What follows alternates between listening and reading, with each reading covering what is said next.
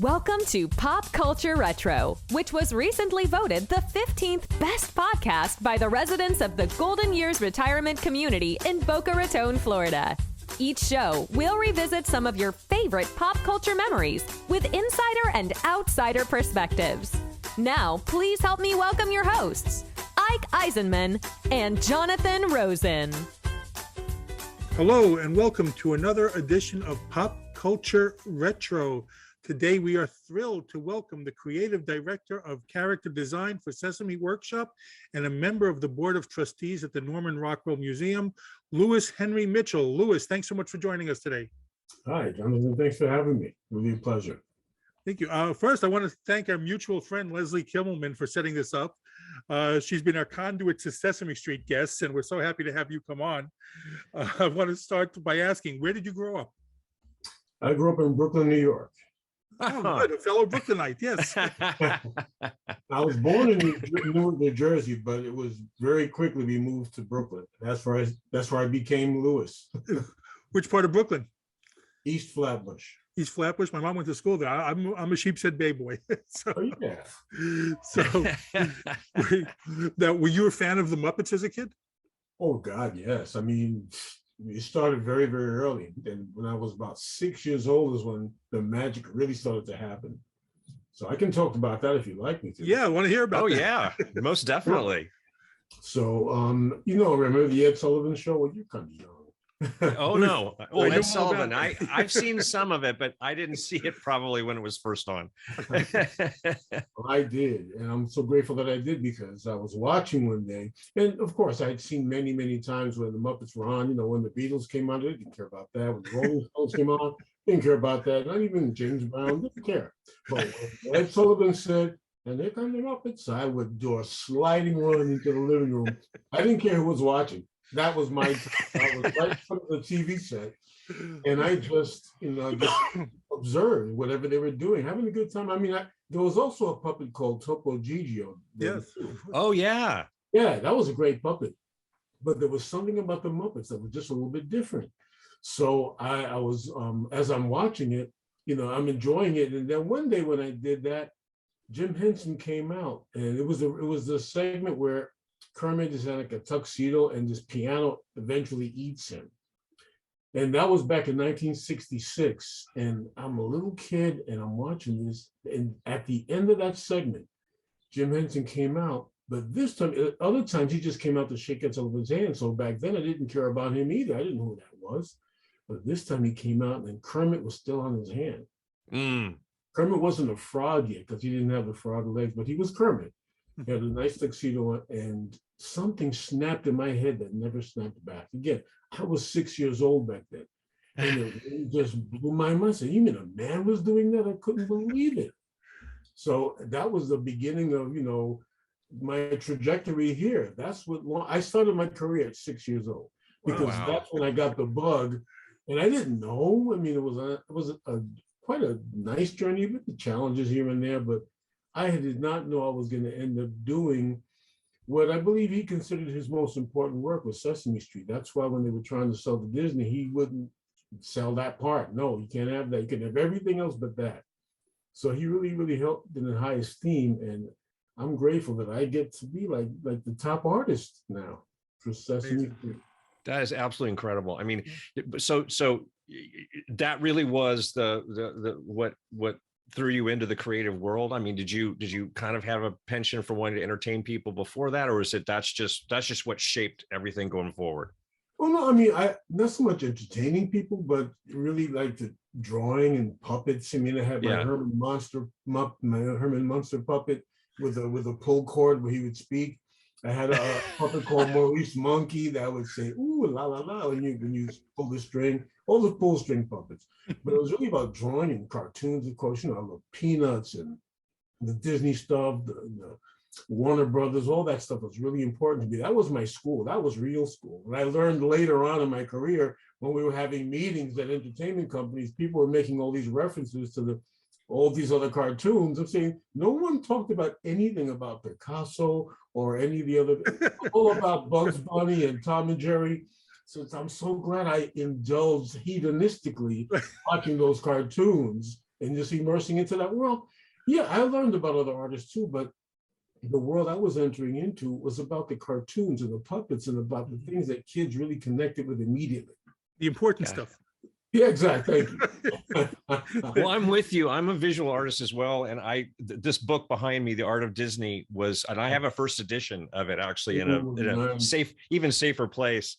And that's what I poured through and learned how to draw from looking at, of course, the Disney masters, and I was trying to live up to them. So I pushed myself pretty hard as a result. But I totally relate to exactly what you're talking about. Absolutely. Do you have The Illusion of Life? That's the book. No, now I know that's the one everyone tells me to get, and I've not gotten it. I'm going to get it. You know what? I'm going to make a note right now because I'm going to purchase it as soon as we're done recording this show. I almost want to hang up now. Oh God! Oh well, I apologize. Oh my gosh! I didn't want to offend you this soon. No offense. I'm just trying to encourage you. Get that book. I will absolutely. The crown jewel of all the work that I've seen anybody, because they explain everything. Yeah, fundamentally and traditionally. Mm-hmm. Mm-hmm. I have to get that from my son. Yes. Did you come? How about your family? Did you come from a background of creative people? Not really. I mean, my dad was pretty creative. He was a photographer, but like on the side, and he did some sign painting. He was a good letterer, handler. So yeah, he was a creative friend. My mom was a nurse. My mother is the hero of my life because it was her. She's really the reason why. I was about to ask that. Yeah, that's what I read. That she was instrumental to your success. Oh yeah, well, instrumental. Is there a bit more powerful word we can come up with? A reason for my success. Yeah, no, again, growing up, she watched me draw. Whenever I was interested in anything, she would just kind of very subtly, like she knew I loved to draw animals. I was always trying to draw animals out of like magazines. So one day I come home and there's this encyclopedia. Now she knew how nosy I was too. So she would leave things around the house and not tell me that it was for me, because she knew I was going to eventually find it. There was one of the tables in the living room, and there was a box. And I said, what is that? So I went to open the box, and there was a series 4 encyclopedia volume of animals. And I said, oh my gosh, what is this? I had no idea she bought it for me. But I immediately opened it up and started drawing animals. I remember I think it was an elk was the first thing I saw. It was a beautiful photograph. So Mom was really, really just such a champion of everything that I did all the way through. I mean, she was pretty tough too, as I continued to progress in my drawing.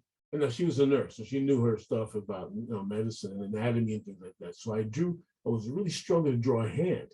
And I showed her everything. She was like one of my best friends. I showed her the hand, and she says, that looks like somebody who has cerebral palsy. I said, hey, Mom, can you take it easy? I mean, I'm really trying here. No, go back and try again. That hand does not look normal.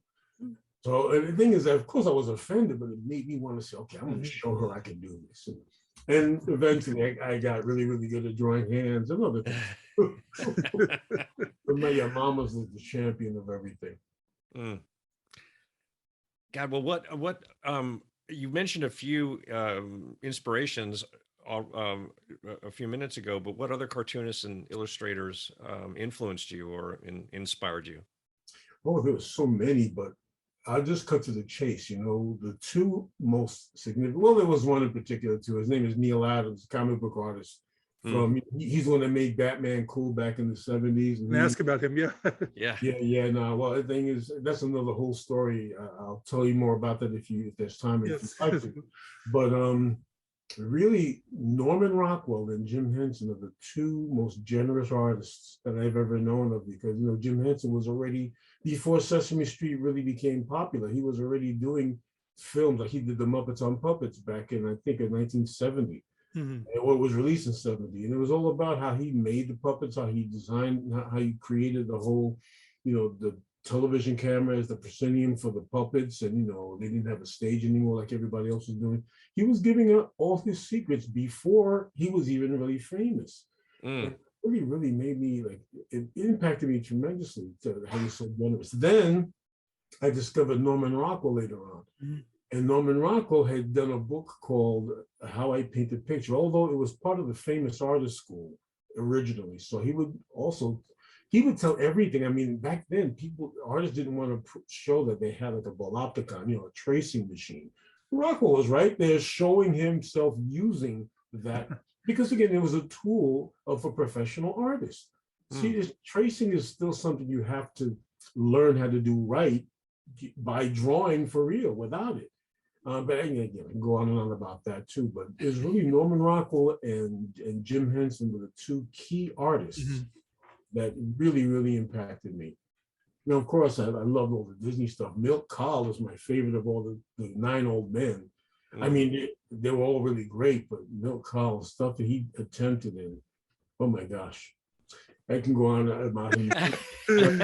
I can dive right in with you. That's just fantastic. I guess plenty of Disney stories to go into as well. Yes, but I want to ask. We're going to ask about Neil Adams in a second. But I also read that you were like a huge fan of the Calvin and Hobbes series, and that's my favorite of all time. I mean, I love that strip.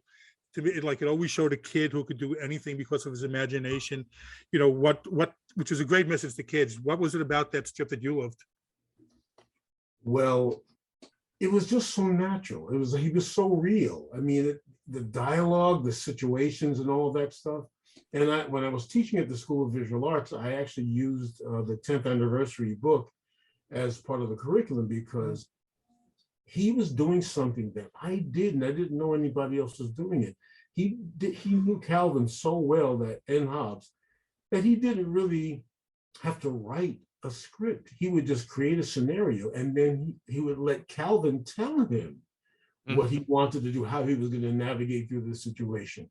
So I said, so that's really beautiful. I've been doing that too. I don't really, like when I'm directing a photo shoot for the Muppets, they tell me what the people tell me all the time, please, Louis, don't tell anybody that the puppets are talking to you. Well, then don't ask me because they really do. These are my friends. These are not characters or properties. These are my buddies. You know, Cookie Mouse is my favorite of all time. I'll tell you what later if you want. But it really is a situation where I immerse myself in listening to what the characters want to tell me.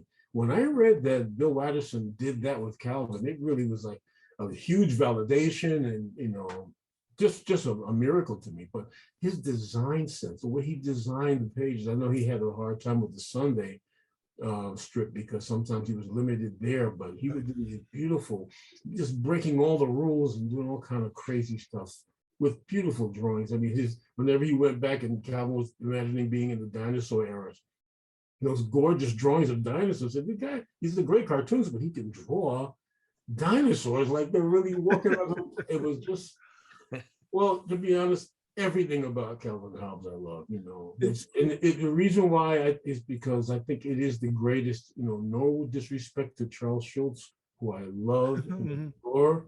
Peanuts, you know, I remember copying and drawing those things when I was a kid. Nothing compares to Calvin and Hobbes as far as a comic strip and as far as character development. Really amazing, just amazing. Did you ever get to meet Watterson? No, I always heard he was not really someone who likes to get involved. That's what I read. The same, yeah. Yeah, I would love to, but I wouldn't want to impose. You know, Right. I'm grateful that he left us something really magnificent. Sure. I bought the whole set. You know, I haven't looked all the books too, but I bought the giant box set. I got that. Same. Now you mentioned Neil Adams a second ago. What was it? You started working for him at 17 years old? Yeah. Well, first I started at the place called the New York Comic Art Gallery, and it was on 50th Street, Manhattan, because I was at the High School of Art and Design, and my friend had told me, "Hey, Lou, did you know about this new comic store that's nearby?" So, well, no, show me. So we went there, and he didn't have a lot up at the time. His name is Mark Rinsner. He's the one that owned it. And I just recently got back in touch with him. I think it was just like last year, and hadn't spoken to him in 40 years. Wow. But yeah, it was just he is really another champion of my life, Mark Ridner, because, you know, I was working for him. Like, he couldn't afford to pay me because he just opened. So he'd pay me in comic books. I told him, just give me like a selection of the new comics that come in each week. He says, yeah, I can do that. So I did that for a little while. But then, you know, I showed him my artwork too, because, you know, he was very interested in me as a person. So one day I come in and he says, you know, Louis, you've been great. I had been working there for a while. I said, you've been really great. I thought I was going to get fired the way he was talking. He says, but I have a friend of mine who he needs an assistant. He's a comic book artist and he needs an assistant. Now, I've been trying to find a way to get into the comic book field. So I said, well, he said, would you be interested in meeting this person, and, just showing him your work? He just needs an assistant for his work. I said, yeah, sure. Who is it? He said, well, it's Howard Chaykin. And Howard Chaykin, he did the first Star Wars comic books. He did a lot of really great work. But back then, I did not understand his work, and I didn't like it. I said, why did it have to be Howard Chaykin? Couldn't it be somebody, John Romita or somebody? I said, no. And again, I love Howard's work. Now, it didn't take me long to really understand it and like it, back then. But at first, I really wasn't crazy. So I went to meet him, and he flipped over my drawings. I just had my sketchbooks with me, and he even said, you draw better than I do. But I didn't say anything. But the thing is, I worked for him for a while, learned a lot of stuff, learned about the business and about, how to, just a lot of different things about the actual craft of comic book design, sequential art and things like that. And he was a funny guy, so we had a really good time. Then he tells me one day, he said, Louis, the first Friday of every month, all the comic book artists get together to have like a party, just to kind of get together. Oh, wow. Yeah, it's the first Friday party. Would you like to come? I said, yeah, I'd love to come. They said, this one's going to be at Neil Adams' house. Now, that's when my heart sank, because I'm going to get to go to Neil Adams' house. And then he said something that scared the heck out of me. He said, I want you to bring your sketch pad so Neil can see what you do. Wow. Now, Neil was always Neil's standards are like through the roof. But I already agreed. So I brought us in. If he doesn't like my drawing, because he was God to me, at that time. So if he doesn't like my drawings, I don't know what I'm going to do. So I said, oh, well, I already said I'm going to do it. So I went to the party. And of course, Howard wasn't there yet. So I'm sitting there, and I'm all these famous Ralph Reese and, different comic book artists at the time were really, walking around and talking, having a good time. But I was a shy 17-year-old kid. I didn't know what to do with myself. So I'm sitting there on the couch watching TV and peripherally observing everybody, having a good time that way. Suddenly this guy comes out and he sits across from me with his arms folded, just looking at me. It was Neil Adams. And I said, oh my God, in my head. I didn't say it out loud. So he's looking at me, and I'm just looking at the TV, my eyes wide open. I don't know what to do. So I'm just sitting there. He gets up and turns off the TV, sits back down, and starts looking at me again. Then I said, now I don't know what I'm going to do. But just then Howard Chaykin walks in. He always made a big interest. He wanted like 2 drinks and a plate of lasagna. He was, he was real rambunctious. I remember he was wearing this pair of boots, and that he had just bought, beautiful leather boots, and he took real good care of them. But when he said, hey, Louis, did you show me your work? He grabs my sketchbooks and goes down and kneels down in front of Neil, scuffing up those boots that he was bragging about. He was so enthusiastic about showing my work to Neil that he forgot about his boots. He's turning the pages and saying, Neil, look at this kid. He's just a kid and he can draw like this and blah, blah, blah, and anatomy and perspective. And he's going on and on. And Neil's looking at everything, and he takes over, starts turning the pages. Every now and then he just look up at me. He turn them and look up at me. So he went through all 3 of my sketchbooks 3 times, backwards and forwards. That's when he says, you know what? I've been sitting on a series of scripts for about 3 years now, and I couldn't find anybody who could handle it, but I think you can handle it. Why don't you come up to Continuity? His name of the studio is Continuity. Why don't you come up to Continuity? I'll get you started on the project. Oh, wow. But, okay, I have to leave now because I could not handle that. So I shook his hand, I got up and I went out, and by the time I got down in the elevator, it just hit my hero just hired me, just looking at my sketchbooks, and I'm screaming at the top of my lungs of Madison Avenue, 48th or 49th Street, Neil Adams just hired me, I can't believe it. I didn't care who heard me, who saw me, I looked like a maniac, I'm sure, but that was one of the most seismic validations of my life, and I was only 17 years old. The strip was called Tippy Toe Jones, and what it was that it was a cartoony character in a realistic world. And I guess Neil felt that there was nobody that he saw at the time anyway, and he's Neil Adams, he knew everybody. But he saw that I could draw realistically and cartoony. And he liked the combination. So he gave me that assignment, worked on it for a long time. And I remember being a kid, talking to my friends saying, we were looking at Neil Adams comic books, how comics are done, with the penciler and the inker and the colors. So I'm saying, one day Neil Adams is going to ink my pencils. And we laughing. I was like 13 when I first said that. When I first met him was at a comic book convention in 76. And that's when I met him and I got him to sign something for me, but I didn't know it or ask any other questions. I was just grateful to get his autograph. But then when I got to meet him later on, I showed him that book. I still have that book. It was really, really amazing to show him. But yeah, to be hired by Neil Adams at that such a young age was such a gigantic validation. And he eventually did. He's the one that inked the Tippy Toe Jones artwork. Oh my God. Neil Adams inked my pencil drawings. And he just, not too long ago, maybe about 3 or 4 years, maybe 5 years ago, just gave me some of the pages that never got to be published. Oh, wow, incredible. Yeah, Echo of Future Past was the magazine, the comic-sized magazine he was printing it in. And he kind of stopped it at the time. So he gave me a bunch of the pages. I'm saying, look at this. Neil Adams inked my pencil. And you can see some of the pencils still there, some of the inks. It's like a beautiful, oh man. That's absolutely astounding. So clearly you were a fan of his prior to that. And had you always been a fan of comic books in general? Yeah, kind of. I didn't really read them as much as I looked at the artwork. I mean, I love jumping in. See, that was me. I didn't read them. I thought kind of they didn't make sense to me, but the images were so profound to me. They were so incredible. And that's what I poured myself into. So yeah. Even Gil Kane was another one that really turned me on. I wasn't crazy about Jack Kirby back then, although I adore him now, but back then it was really about Gil Kane. Then I was about 11 years old, and my sister, this is a funny story, my sisters, both of them took me. We were going to Prospect Park in Brooklyn, and we stopped off at this place, like a candy store, to get some snacks or some drink, and we're about to go get pizza. So I'm looking, of course, they went to whatever they were doing, and I saw the comic book rack, so I ran over to the comic books. I'm just looking around. All of a sudden, now I don't know, is this going to be strictly audio or is this video too? Video. Oh no, we'll have it on YouTube. Well, back there is a comic book, Green Lantern and Green Arrow number 85. This is a printout of the giant poster. I know that one very well. Yeah.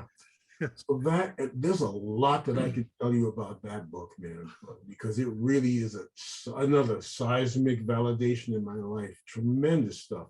But the thing is, I'm 11 years old. I'm looking at that, and I'm turning the pages, and I had never seen so much effort put into a comic book. I'm saying, why did this man put it? Look, I said, it feels like I'm watching a movie, not looking at a comic book. They look so real. The lighting, the acting, everything in there was just amazing to me. So I told my sister, I have to get this. And she says, wait a minute. We're getting get some pizza. Now back then we didn't have a lot of money. So and I'm gonna age myself a lot, which I don't care. I'm still 6 years old. Pizza back then cost 25 cents a slice. But that book, that Green Lantern, Green Arrow, cost 25 cents. And she said, wait a minute. You mean you'd rather have this book, spend 25 cents on this comic book than to get a slice of pizza? I said, yes. I didn't care. I couldn't believe my eyes. She got me the pizza anyhow. I mean, I was a little nervous. I was hungry, but I didn't care. I was being fed by this book. There, just layers and layers of things that in there. There's one panel in particular that really was, I think it's on page 13, where he puts all the action in the background. Green Lantern and Green Arrow are speaking to Bucky. And is that his name, Bucky? Yeah, well, to his ward. Yeah. And in the foreground is this beautiful pen and pencil set of this rhinoceros pen and pencil set.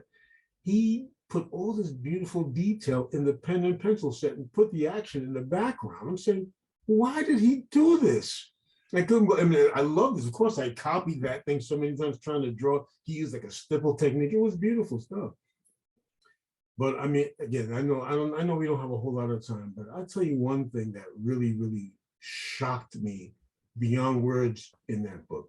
On the first page, of the book when you open it up. I didn't see it at first, but there's a way in the background. There's a bar called Lewis's Bar, and he put my name spelled the same way I spell Lewis in the back. He said Lewis's Bar, and I didn't see it for you, but I said, "Hey, my name is in this book."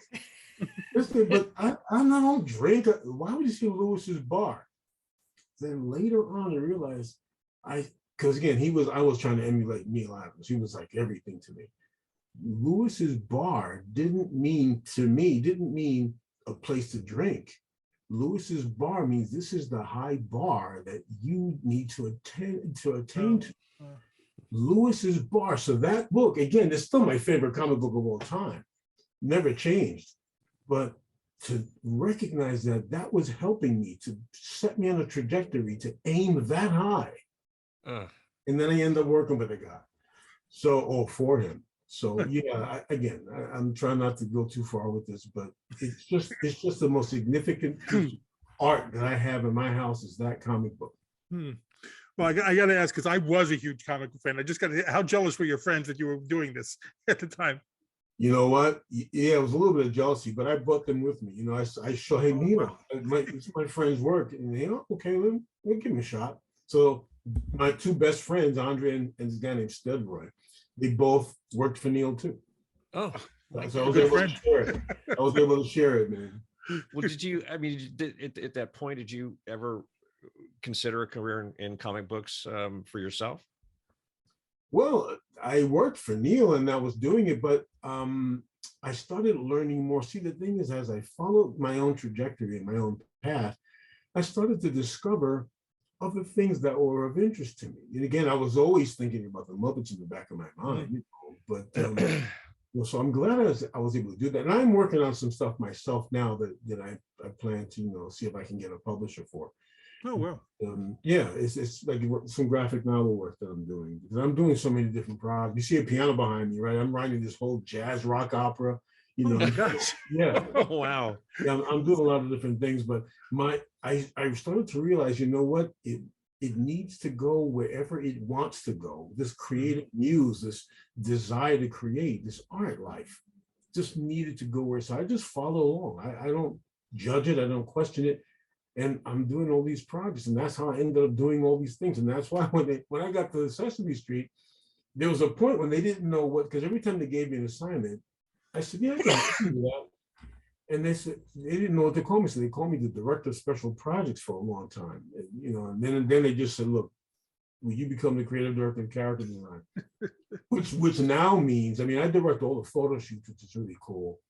But I also design all the new Muppets, which is really, really That's amazing. Yeah, it's what Jim Henson was doing before he passed away. He was letting other people design it, but at one point he was the designer.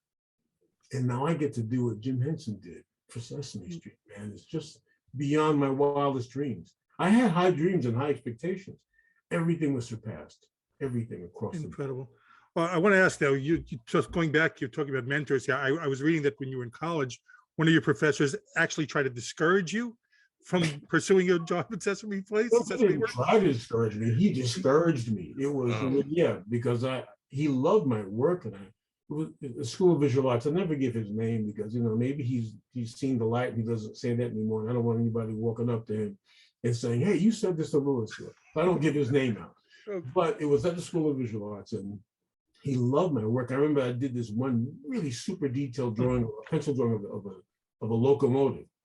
And I wrote something like, there's no sin in the full indulgence of patience alone, something like that, about drawing, just taking your time and really drawing. He loved it, and he wrote it in the book that he taught from in the class. And so he wrote my quote. Maybe I can tell him my dream about working for Jim Henson on Sesame Street. So I went and told him, I said, I have a dream. You really like my work. You think I might be good enough to get a job for, at Sesame Street with Jim Henson? And that's when he said, "Oh, Lewis, I believe in you, man, but you're aiming way too high. You gotta aim lower to achieve dreams that you can actually achieve, but you're never gonna get that job." So of course I'm 19 years old, and I think it was 18 or 19. And it crushed me. Even though I had the validation of working for Neil at 17, hearing something like that, because that was the dream I had before I even met Neil Adams, about getting involved in the Muppet World. I was thinking about a job, but just to be part of it. Then in college, I said, yeah, maybe I can get to work there. And he said that to me, and it just crushed me. So I'm sitting on, now my mother made my home a beautiful place. It was a beautiful wonderland. She was strict. I had my chores, but she still made it beautiful. And I'm sitting around moping, and she was not going to tolerate that. So, what's the matter with you? I said, well, Mom, because I told her everything. I said, remember that I told you I wanted to work for that man that does those puppets? See, well, my teacher told me I'm never going to get the job, so I guess someone's going to forget about it. And she said, wait a minute.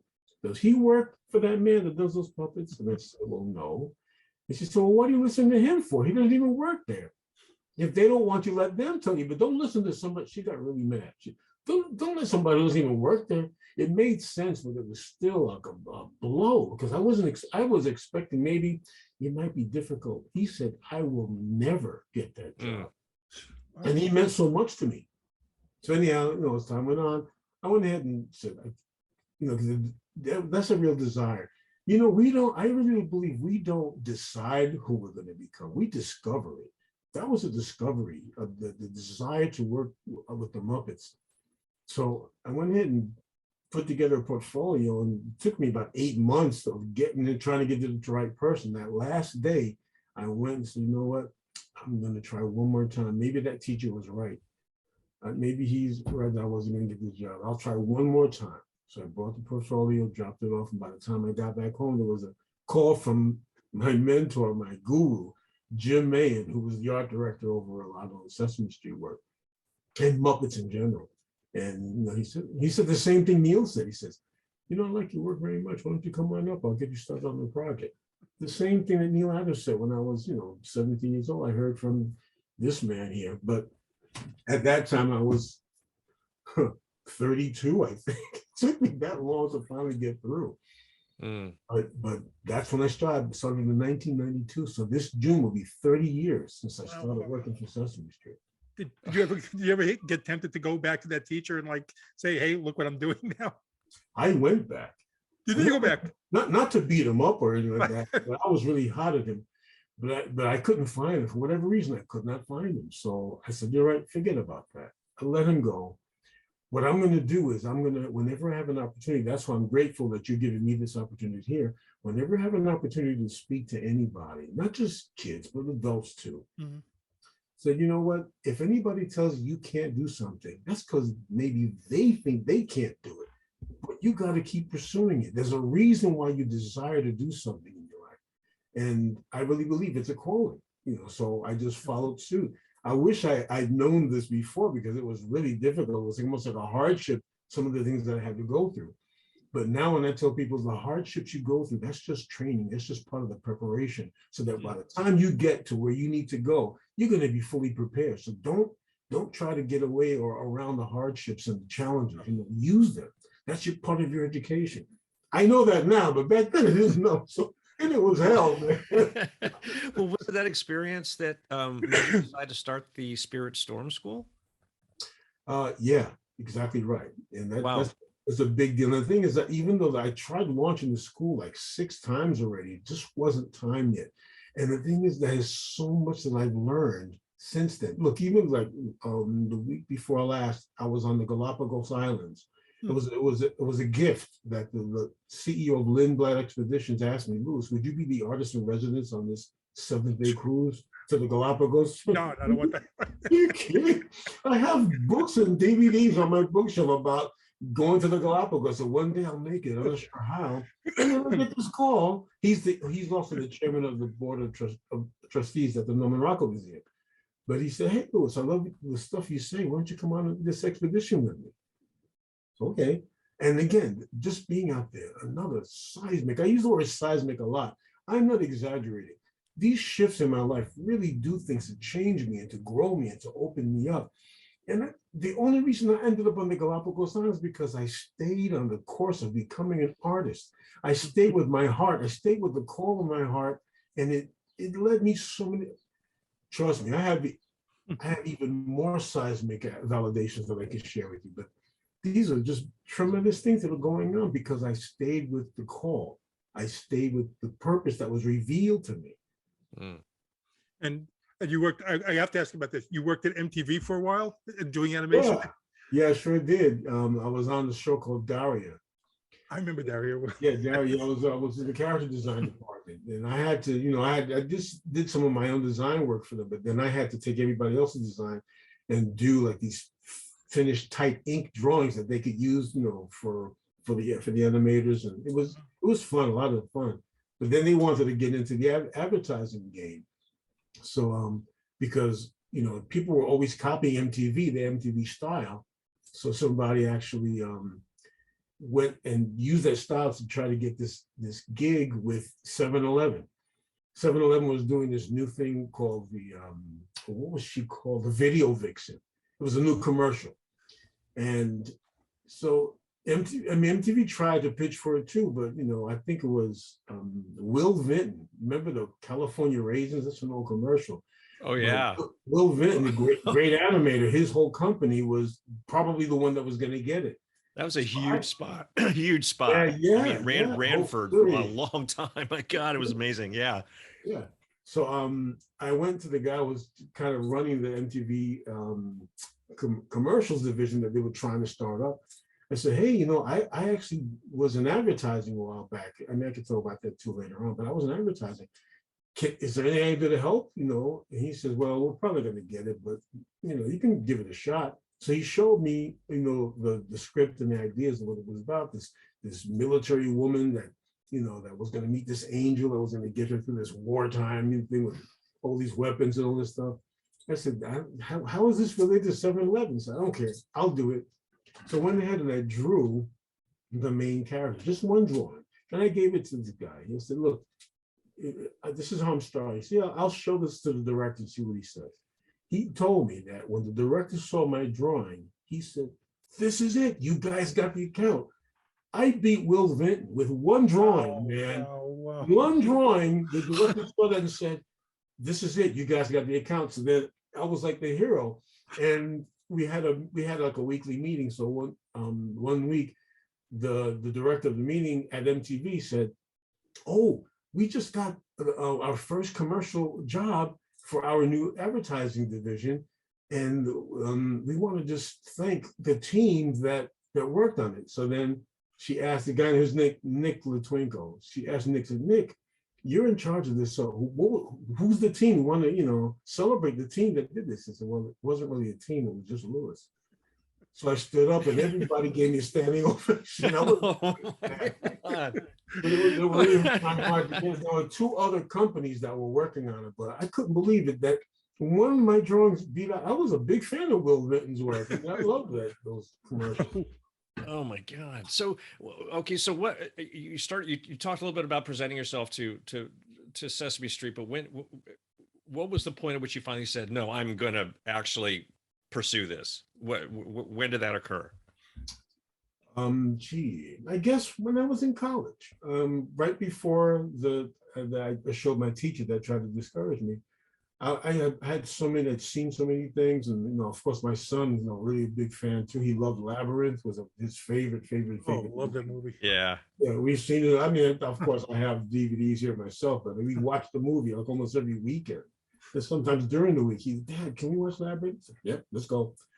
So so when I was in college, I said, no, I got to pursue this. I really want to see if I can do this. I was already working professional. Like I said, I worked for Neil Adams.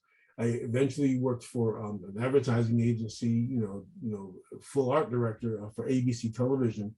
Then I worked for a place called Abrams Gentili Entertainment, which I was the entire art department. So I was a working professional, but the dream was still ahead of me. That carrot was still there, to really completely get a full gig at Sesame Street. So it was in college that I really said, this is it. I'm going to go for it. Then, of course, shortly after that, my teacher tried to kill the dream. Wow. But he didn't. Mom saved it. So, well, you mentioned it took you 8 months, because we had Emily Kingsley on, and she said that it took her trying to get in. So it took you 8 months from this time you started to the time you get it. Months, yeah. And at first it was once a month for the first 4 months. Then I was going like every couple of weeks. Then I was going weekly. And I have to give credit to this wonderful woman, Jennifer Lupinacci. She was the receptionist that I would see. And she would always say, "Oh, Louis, your work is so good. Let me see who I can send it to." And then I remember that last day I went and said, "No, Jennifer, you really been nice." I was kind of choked up, to be honest. I said, "You've been so sweet to me. I think this might be my last time trying. So, I'm just leaving it for last." She said, "Louis, don't give up."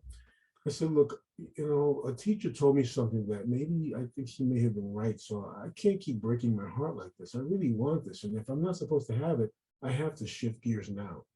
So I dropped it off. And again, when I got home, I had the call from Jim Mann, who told me he wanted to get me started on the project. And it was a tiny drawing of Ernie's head in the size of a baby sneaker.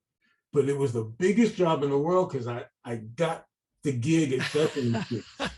It was like a quarter of an inch was going to be ultimately printed on the sneaker.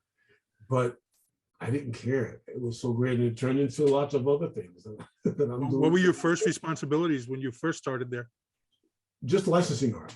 I was a licensing artist, and I was really popular too. A lot of people wanted me. And then I walked in one day to Sesame Workshop to drop off some work again as a freelancer, but I was really immersed. So I considered myself a full-timer. I was doing a lot of work. And they told me, "No, Louis, there have been 3 companies that were, I don't know how many companies exactly, but there were several companies that were bidding for you to be their exclusive artist." I said, "Wow, what does that mean?" I didn't like that at first. What do you mean? I wanted to be vast and do lots of things for everybody. Then they told me, "Well, there's a company called Romar International. They do a lot of products." And I still didn't like the idea, but then when I met the guy that ran, they said that he won the bid. And I said, "How you guys like?" I felt like almost like I was being prostituted out. I mean, I felt kind of weird because it was nice to know people are bidding for me, but at the same time, what does that mean? Anyhow, I met the guy and he just told me, he showed me this vast amount of work I was going to be doing, everything from T-shirts and lunch boxes and bed sheets. And I mean, it was just unending, just tremendous. I did very well financially there. So that was really, really great. You remember the first character you worked on? It was Ernie. Ernie was that was it? That was the first one? The very first thing I Wow. not for Romar. For Romar, it was Elmo. But for my very, very first job, it was Ernie. Little quarter village Ernie. I just love the fact that your figurative foot in the door at Sesame Street was literally a shoe. That's just fantastic. Hey, I love that, man. I'm gonna steal that from you. you, by all means, please. Awesome. I love that. So how long did it take for you to go to just having a job there to becoming, the creative director? So doing a lot of work. And then at one point I had to minimize my work for Sesame Street because I was still freelance, but the other opportunities came up and people started wanting me to work for them. And like I said, this company called Abrams Gentili Entertainment, they contacted me through Neil Adams' studio. And they said, "Look, we have this comic strip we want to do. It's called Paparazzi Samurai." It was in the old movies magazine.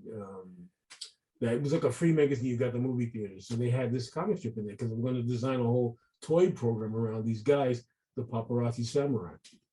And so I started doing that. Then they asked me to do a couple of other jobs.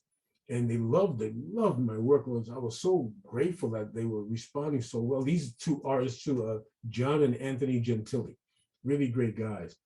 And they, after a while, they said, "Well, Lou, would you like to, have an office here?" So they let me have an office there. And then they offered me a position. The only problem is that I really had to be exclusively theirs for like 2 years. And I said, "Man, I'm doing Sesame freelance work. I really don't want to give that up because, So I didn't completely give it up. I did what I could without breaking this contract. And so I stayed connected with Sesame, but I also did all this work for Abrams Gentili Entertainment, designing everything, toys and animation, and even writing a little bit of music. It was everything. I was really stretched and pulled. But Sesame Street, still in the back of my head, it was always there. It never went away. Actually, it's deep in my heart is what it was.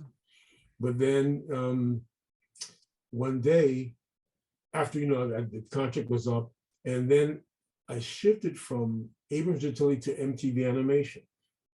And I was doing very well there. But then after, I think about 3 seasons, one of the producers there, I don't know, I guess she didn't like the fact that I was getting so popular, because of that. I helped them get the advertising gig, single-handedly, and all this kind of stuff was going on. I was really, really popular, at the company. I don't know what it was, but it seemed like it rubbed her the wrong way. So she's, and I didn't realize in my contract that there was certain work that I had to do that I wouldn't even get paid for. I didn't understand it at first, and they never came up until that particular season. It's in the 3rd or 4th season. I said, so I had to do all this work. It was a tremendous amount of work, and I didn't get any, put it this way, I wasn't getting extra pay. So, this isn't right. Something's wrong with this. So, let me see if I can, kick up my freelance again with Sesame and kind of turn the volume up on that. When I called, they told me, "Oh, Louis, we've been looking for you for like 3 months. You can have freelance work if you want, but if you want, we have a full-time job for you if you like it." I said, "What?" I said, "Yes, we'd love for you to come on full-time." Oh my gosh. So I went and gave my 2-week notice to MTV. And of course, then they throwing everything at me to try to keep me there. Forget it, the dream. So 3 weeks, and 3 weeks after I left MTV and started working at Sesame, Daria was canceled. Wow. So yeah, I'm telling you, all this serendipitous stuff that was happening. So they asked me to come on full time in 2000. I was freelancing from 92, so 8 years. Then in 2000, they said, "Please come as a full-time employee," and been there ever since. Good grief. Okay, so now you've reached the pinnacle, and you're now Louis Henson, developing new characters. Yeah, I love how you put things, man. But I mean, I'm just, look, I've been a fan of Sesame Street since I was 7 years old. I saw the actual first broadcast, the very first episode, because it was shown in my school. They brought it on the TV and set it up, and we all thought, what on earth are we going to be watching? But then Sesame Street unfolds, and I was a little older for it, so the content wasn't something that I was drawn into, but the puppets absolutely just fascinated me as well. So I want to know what that process is like. Creating the new characters. Is it you throwing out designs on your own, or is it collaborative? How does that all come together? Well, it kind of evolved over time, because again, the Jim Henson Company had always designed them all, but then things shifted a lot, and they started to really need very specific designs that came from the company for specific initiatives. So they tried to do something that for Black Lives Matter, for the racial justice initiative that they developed, and it just didn't work. Now I had already designed, I helped design Cammy, the South African Muppet, and I also designed Julia. Oh, we're gonna ask about Julia. Yeah, right. But the process now is that, and again, it evolves over time, is that they try to start doing things. I told them one time, I think I got in a little bit of trouble. I said, we're not playing Mr. Potato Head. Don't try to pick the color of a nose and what kind of eyes. Let's find out what the initiative is and what's the story behind the initiative. And now, what kind of character can help tell that story? It has to go. When I taught character design at School of Visual Arts, I told them, I said, the first assignment is I want you to design a character, but I don't want you to draw anything. And they look at me like I'm crazy. I said, no, character art is drawing character. Character design is creating from an initiative, from using a visual to create from it for an initiative. So maybe 3 or 4 steps down the line when you start to draw, but you got to understand what it is first. Like what's the initiative, who it's for, and exactly what kind of storyline do we need. Now, what kind of character do we need? Now, let's see if we can visualize the character. So I'll read scripts, or I'll read a bio. And, at one time with the Black Lives Matter Muppet, they were having trouble with, Henson had done something, but Sesame was not happy with it. And I was on vacation, so they called me from vacation. Said, "Look, we hate to bother you on vacation." I said, "Look, this is my life. Don't worry about that." Of course, I come back from my vacation early. So I came back early, and I did the sketches. I did some sketches. They wanted me to have maybe one sketch over the weekend. This is a Thursday I came back. So they had the meeting. And again, they were trying to figure out what color nose to give and what kind of hair. And they said, look, put that all away. We can't be thinking about the image here. We have to, we'll be distracted by that if we don't focus on the initiative and what the story is. Character design is storytelling. Like everything in life is storytelling. But anyhow, they finally got it. They gave me the chance to do it. So I said, now, is there going to be, there's a son and a father. I said, well, is there going to be eventually a mom, or any other character? He said, well, yeah, but we don't need them then. So no. If you're going to have a family eventually, I should design them all now, even if you don't need them later on, because it's a family unit. It kind of flows together. It's almost like writing music. You have to really think about the harmony and all the parts that go to make it whole. And they like this, but we only need the little boy over the weekend. I designed the entire family overnight because I really immersed myself into it. And then part of the gig is that I have to do 3 designs for each character. So I did 3 of the boy, I did 3 of the dad, and I just did 1 of the mom and the grandmother and the dog because they weren't going to really be dealing with them until later, but I wanted to include them. One of the designs I did was of my son. And of course, I didn't say anything. My son, when he was 6 years old, I used him as my inspiration for the kid. But I didn't say, I submitted all 3 designs, didn't say a word. But of course, when they saw the designs, they saw that one, because of course I try to be equal, but of course you can't do that because that was my son. So I went ahead and I submitted the drawing. They said, that's him. This is the one. It was the one of my son. So yeah. So my son now is a Muppet on Sesame Street. Yeah, he's Mr. Cool all the time, but when he found out he's a Muppet on Sesame Street, Dad, why are you kidding me? He brags about it constantly now. That is so that's awesome. Wonderful. That is just wonderful. So you have final say on the Muppets or no? Well, I don't have final say, but I do direct. Like, I'll give the 3 designs, then they'll take it to the production department. We have what's called a culture trust as well, because the most recent Muppets I've been designing were all like these international Muppets, different cultures, different countries. Although I did do, well, I'm not sure if I did a robotic version of Cookie Monster that I don't know if I can announce that yet. I don't think they made the announcement. Oh, we have a breaking story here for this. Yeah, a little bit, but I'm not going to say any more about it. No, don't make me edit this out. Is this like Godzilla and Mecha Godzilla? Like, Cookie Monster? Anyway, as I was saying, yeah, all the international Muppets. So they, what's cool now is that for every nation, I get to speak to an artist from that country or whatever and work with them. I'll do sketches, but I like to talk to them first to find out, what are the traits and what are the clothing styles and things like that. What would go into doing that? So the artist will give me feedback. I'll do sketches, then they'll look at the sketches, because again, the Muppet anatomy, Muppet structure is very important to put that into the design, because then the Jim Henson Company is going to have to take that and build from that. Most of the time, these people are animators and they don't really incorporate the Muppet structure and the Muppet anatomy. I practically lived at Henson before COVID happened.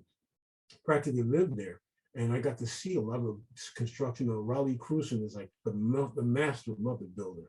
And I got to watch her sometimes in the process of building characters, and I got to see the understructure of the characters, how they build the foam rubber understructure. And I said, you know what? I can use that when I'm drawing and designing the characters. Well, that's why, even now I'm doing a how to draw guide for Sesame Street with like a lot of characters. And I'm using this construction theory that I developed as part of the whole thing. But anyhow, you asked me about I don't get the final word. We have the culture trust, and we have the production department, and then the head people of the company that oversee. And then of course the people in my department, the brand creative department, they also have to look at it and weigh in, because if it's going to become a product of any kind, whether it's artwork or an actual toy or something, they need to weigh in on it too, so that it works. So there's a lot of hands in the whole thing, but in the end, it's always my drawing. Like recently I designed Ji Young, the new Korean Muppet. And, even though there were a lot of people weighing in on that, ultimately the final puppet is just, she leapt off my drawing table. So whenever I watch, I'm saying, yeah, that's my daughter. Well, you anticipated my next question, because about all these, there are variations all across the world of Sesame, different types of Sesame Workshop stories, Sesame Street throughout the world, but fall under the Sesame Workshop umbrella. So do all these places have to check in with you, or the main branch, to say, this is what we want to do, is this okay? Well, the way it works is that, Sesame will see a need, and then we will reach out to, being a non-for-profit company, it has this very, it's very meritorious, because people respect, we're not just like again, not to put down Disney or any of those companies, but they're for profit. We're not for profit. So people look at us a little bit differently. We reach out to them and say, look, we see this need. We're interested in supporting you. Can we help you? So that's when they'll start to let us know. Or sometimes they'll come to us and say, we have this need. Can you help us? So it's all about finding out what they need. Now, other countries have their own Muppets too. And even though they use a lot of Bert and Ernie, I think, on every co-production, you'll see Grover, you'll see, I think, even Oscar in some cases, but not every case. Elmo doesn't appear in some of these other places, I believe. But the Cookie Monster does, I'm grateful for. They may have different names, but they do appear. So yeah, I'm sorry, I'm losing track of what you were asking me before. No, I was just wondering if these other countries have to check in with you before they do anything. Do they have any freedom of their own, or they have to go through you? No, it's a collaboration. It's not so much a freedom, it's a collaboration, because we understand the structure of producing a Sesame Street show. They understand the need and the audience. So we come together and respectfully we submit to the kind of thing that they let us know. So that's why they'll let us know what kind of additional characters they may need. Like in India, they have Boomba. Is it India or is it Bangladesh? But I know there's so many co-productions, it's hard to keep track. They decided they wanted a giant lion, because the lion over there was very important. So they'll come up with their own, ideas of the Muppets. Of course, we have to design them. And now it's always me, which I'm really happy about. But, it's a real collaboration with the country being the main resource for all the information. We bring the structure, they bring the substance. That's how it kind of works. Well, now I'm fascinated. These co-productions, do you ever watch any of them just to see what? Yeah, I watch them. I watch everything. I don't always understand because it's in a different language, but I am intimately invested in all of them, because again, we have a co-production now for the Rohingya people. It's through Bangladesh. But I don't understand the language that they speak over there. But I designed the two little Muppets, Noor and Aziz. And I'm telling you, again, going back to Raleigh Crusoe, who's just such a gifted artist. She built the puppets, and when I asked for certain things, I'm always pushing them a bit and saying, I need the eyes, the pupils to be bigger to make them look younger and sweeter. And I said, but Louis, we haven't done that. We've never done eyes that big before. I said, I know, but I think this is an opportunity, because otherwise they're going to look a little bit older. The way they dress and the way, especially the little boy, Aziz, he was going to look like a man unless he had those bigger pupils to make his head look a little smaller with his eyes. And they had to cut special size, felt for that. But it worked perfectly. It really, really worked out. When I did the photo shoot for them, I had to keep myself from crying a couple. I was choked up the entire time, because I'm looking at these two little children that again, they're Muppets, I know, but they're children in my heart. And they came from my drawing table to Henson. Now they're finished Muppets in front of me, and I get to pose. And Noor is, to me, the cutest little of all the girl Muppets. Not because I designed her. Yeah, I designed her, but then Raleigh made her for real. And she is just divine. So I can't wait. I think I'm supposed to be doing either a photo shoot or some kind of a photo op using these two puppets. Pretty sweet. Oh, man. Well, you mentioned Julia, and I'd like to go back to her for a moment. She's the first autistic character on the show. She got a lot of, it probably still does get a lot of media attention. How did she come about, and what was that process like? Yeah, that was amazing. Another one of those seismic moments for me, because I had been volunteering at a school on Staten Island for kids on the spectrum. I had no idea that Sesame Workshop had been working for like 10 years to develop some kind of a program for children on the spectrum. Mm. And they didn't know that I was volunteering with children on the spectrum at the school in Staten Island. A friend of mine, Rachel London Carter, she's the one that saw it in me. Said, you'd be good for these kids. And I said, well, I don't want to hurt them. I don't want to disrupt their progress. She says, no, you just got to love them. And I love kids, so I can do that. I can easily love them. So I went there and really got to work with, several kids, but two in particular really touched my heart. And so one day I go to work and they said, Louis, we have this a need for a new character.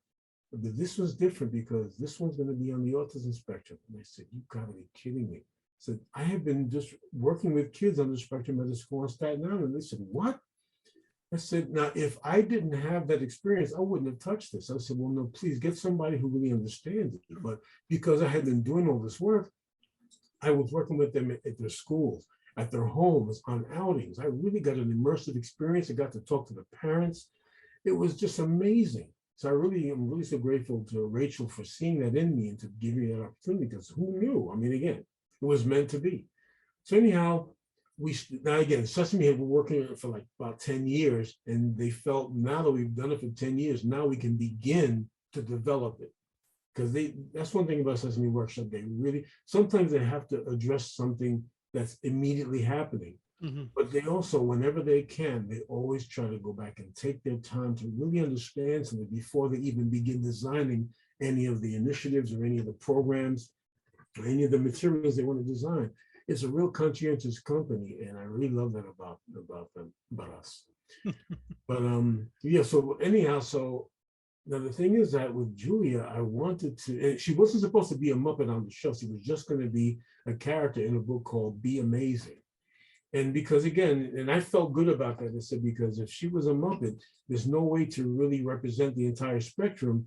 Because when you talk about a person's behaviors on the spectrum, everybody's different. There's no way to represent all of them. So I said, if we just talk about Julia's behaviors in the book, anybody can relate it to their own situation. And she was more like, she could be a wider spread that way. More people will be able to relate to her.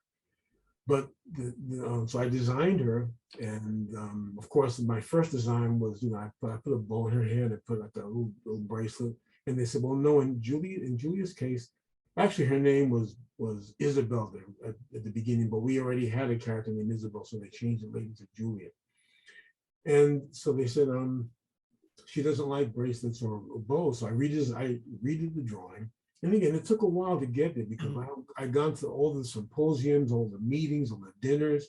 I was sitting right next to the executive producer at the time. It wasn't the same one at the end, but at the time I was sitting next to the executive producer and said, here's this little kid from Brooklyn who just wanted to draw Muppets. And now I'm in these big meetings with the executive producer who's sitting right next to me. And I'm learning about this beautiful new initiative to help people that really need help. And so then one day, the book did so well, the community accepted Julia so tremendously so, one of the creative heads said, we're going to have to make her a Muppet on the show. And I said, oh, no, we can't do that. We're never going to be able to represent the entire spectrum. But then they said, you know what? We're not trying to represent the spectrum. We're pointing to it. We're bringing attention to it. If we take one person and we expose the fact that, someone on autism can work in the community, can communicate the way they communicate within the community, people will see that, they'll be more open to it. Say, I can get behind that. That sounds right to me. So I went ahead and I started designing the actual Muppet. But I said, this is an opportunity to do something different. So I said, I want to give her, and again, character design. The minute you see a character, the story has begun. And even beforehand, but the real story has begun when you see the character. So I said, I want to change her features a little bit. So I wanted to give her a different angle of eye. not to make it look strange or odd, just to make it look different. So, there's something different about Julia. Then I also wanted, because again, I fell in love with the two kids that I got to work with the most. And I could see they were like, to me, they were like diamonds in the rough. They were developing, they were growing, they were learning. So they were diamonds in the rough. The diamond's there, it's just rough right now. So I said, I want to hint that into Julia. So I gave her a diamond-shaped nose. Very subtle. I didn't tell anybody. I just gave her this diamond-shaped nose.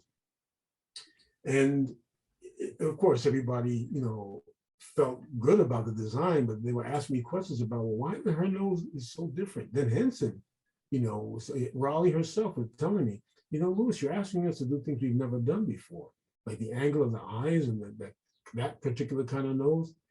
And I said, well, you know what? There's never been a Muppet that's been on the spectrum before. This is an opportunity to really do something new and different. So they embraced it. Mm. Then one thing I said, you know what? When Julia's on TV, she's not going to say, hi, welcome to Sesame Street, the way Elmo or Cookie or even the human actors do. They're not, she's not going to say that. She's going to be either drawing or engaged in whatever she's engaged in. So I said, I'm going to have to do something to make her immediately relatable and so you can engage with her very quickly, even though she's not going to be making that connection. So I want to give her human texture hair. Even if it's going to be an unusual color, the hair should be human texture, so she looks more like a real little girl. Mm-hmm. So that when you see her, you'll already kind of feel a warmth. But the new executive producer at that time said, well, no, we don't want that because we really want her to be part of the Muppet world, to be inclusive. And I said, yeah, she will be, but at the time, there's something different about her. And I really think it's an opportunity to kind of highlight that and to really make her more accessible to the audience that's not going to be making friends with her immediately the way everybody else does. Oh, no, you can't do that. We can't do this. So it was really, I said, look, what hope do I have that I can, override the executive producer? Not saying that she was wrong. I'm just saying that this is an opportunity, and I really believe that's the right way to go. Another person who's in charge of the Autism Initiative, Dr. Jeanette Betancourt. Now I'm dropping her name, yes, because she's another hero of mine. She said, you know what? Let's try it Lewis's way, because something about it just seems right. And of course, they know how passionate I am about, how enthusiastic I am about everything I do. So she stood for me. She overrides everybody because she's in charge of the Autism Initiative. So she wanted to try. If it doesn't work, we can always adjust it later on. But I think let's try it.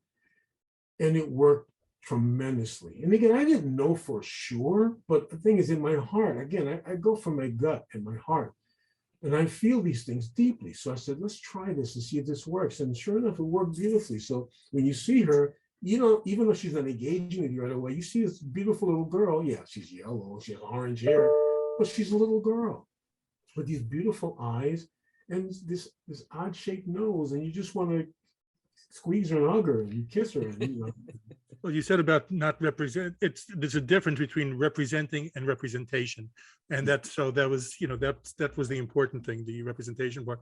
I do want to circle back to you. You said Cookie Monster is your favorite of all time. What is it about Cookie Monster that you love? Well, people usually think it's because he eats cookies. Yeah, cookies are cool, but that's not it. There was an episode of Sesame Street where Sesame Street ran out of cookies, and he's walking around trying to find cookies, and he says. He's asking, I think he asked, he asked Maria, I think was the first one. And he said, Maria, you have cookie?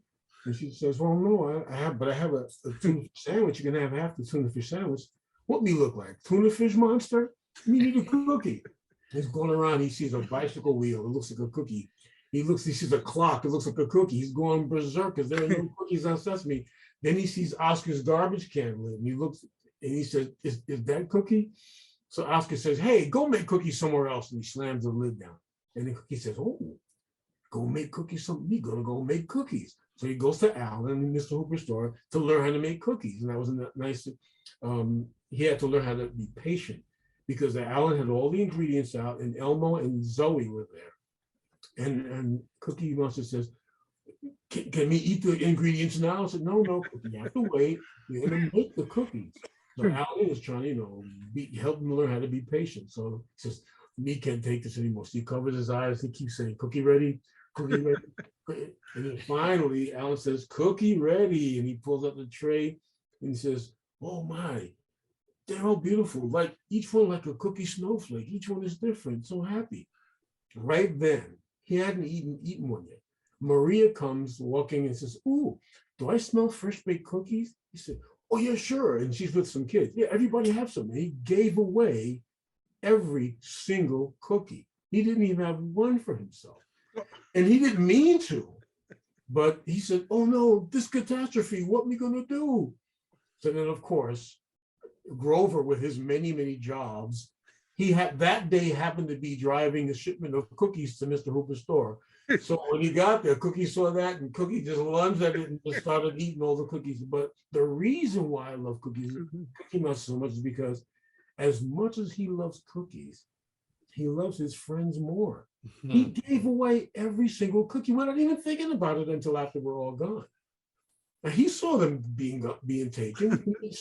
You know what it is? He believes that his friends are going to enjoy cookies as much as he does. And he knows as good as he feels about cookies, if he can help them feel that good, he wants to do that. So that's why he's like my ultimate hero, Cookie Monster. You know, when I grow up, which I never will, I want to be Cookie Monster because, again, they should call him Friend Monster. He loves his friends more than cookies. So that shows people. You know, when I teach about the characters, I teach people how to draw characters too. I do international webinars, you know, over the world to fascinating. For different co-productions. When I tell them about the characters, each character represents a different personality trait, very concentrated. Even Jim Henson said you can put all of a character trait or a personality trait into a character without even deviating from it because it's a character. It's easier to do. He spoke about that when I think during the Labyrinth interview. But anyhow, that's the point. Do you have the power to bring back Muppets that have been discontinued? I mean, not discontinued, like haven't been seen in a while? Well, we did something like that, but let me just finish the story. Oh, sorry, guys. Sorry, go ahead. Okay, so so like I'm saying, he would give away his last cookie, and see, you threw me off there, man. I was on a roll. I'm sorry. Oh, that's okay. That's okay. Show. So you screwed it. Anyhow, he feels like he can make other characters. So that's the proof point. Each character has his own personality point. His personality point is enthusiasm and generosity. So, you know, that's why people can look, you know, there are people that want to make it in whatever field they're in. They'll step on their own mother to get there. But Cookie Monster proves, no, you can be passionate about something and still share it and give it to some people to the point where you give it all away. It'll come back to you at some point. You know, even if Grover hasn't gotten to you, it'll come back to you. So I'm sorry, I just had to finish that story. No, of course. I'm sorry. No, I was just curious because like there are like whole like sites and like group pages asking like whatever happened to this Muppet, you know. So I was curious, like if you had the power to bring any back, like, you know, there's this whole one site devoted to Skeeter. So you know what, the characters are educators. They are, I won't say they're tools, even though they're kind of tools to deliver the curriculums. So it really is about what we need to say. Now, if there was some reason that a character would help benefit an initiative, they might bring them back. But it's not, that's not up to me. So, you know, again, I service the need. The education research and outreach departments are all the ones that decide what's going on. They work directly with the Department of Education to find out what kids are, you know, going to be learning later on. We kind of try to use that as a gauge to see what kind of a program to develop. There's so much that goes into it. So again, of course, I know people, and that's the magic of Sesame Street. The characters are like the face of the whole thing. Kids aren't even really supposed to be knowing that they're learning because they're having such a good time. But it really is about what the need is. Like you see Sherlock Hemlock. I mean, Sherlock Hemlock is such a cool character, but you know, it wasn't servicing the specific need anymore. You know, Roosevelt Franklin is a great example because, you know, there were people who were offended by, people of color who were offended by Roosevelt Franklin. And that was ultimately the reason why he went away. Even though what he represented, was kind of indicative of what was going on in many places.